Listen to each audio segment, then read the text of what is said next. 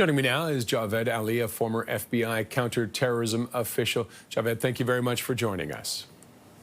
Thank you for having me, Roger. Let's talk about the fact that the suspect was turned in by his family. Is that unusual that it's the family involved in something like this? Yeah, that's certainly an interesting twist. That it's not the only time that this has happened in a high-profile event, but certainly it's unusual. It's sort of not the norm, but it has happened. But again, it's more of an aberration than the norm. And I mean, obviously, it did make the investigation easier. They had, how do they handle? They had 11,000 tips in roughly 36 hours at one point. How do the agents filter through something like that? Yeah, I mean, this is a sophisticated effort that that all sort of tries to funnel through one information stream where the FBI in some kind of command center or task force environment will try to process all of that information. And then it's really hard. You have to sift out which of those leads or tips are assessed as credible or connected or relevant and which aren't. And that is an art, not a science, because you might drop something that actually is turns out to be credible. Again, there's always a risk with that.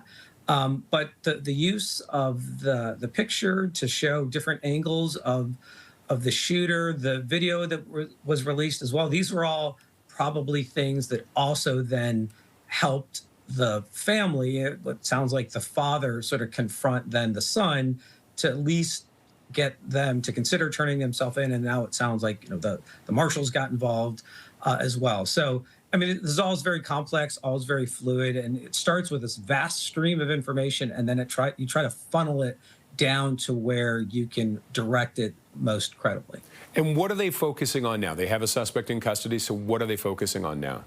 So now it's transitioning into a sort of judicial process where it's going to be fascinating to see which side will try to take the lead in terms of charging and what charges will be brought forward, because this person has been captured. They didn't kill themselves. They didn't die in a shootout with law enforcement or FBI. So we've already heard, I believe Governor Cox said, if Utah has a preference, they're going to pursue the death penalty. Not sure under what charges that will fall under on the state side. And then likewise on the federal side, I would have to think the U.S. attorney in Utah working with FBI, the FBI teams that are collecting the evidence are going to look at what federal charges can be brought forward. And then again, under those charges, what are the sentencing guidelines? And that won't play out for a while if it even gets to a trial phase. I mean, this person may choose to take a plea deal or there's a lot of different ways this could go. But I think we're shifting into that sort of evidentiary judicial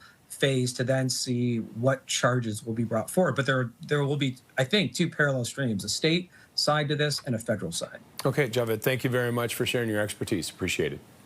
All right, thank you. Javed Ali is a former FBI counterterrorism official.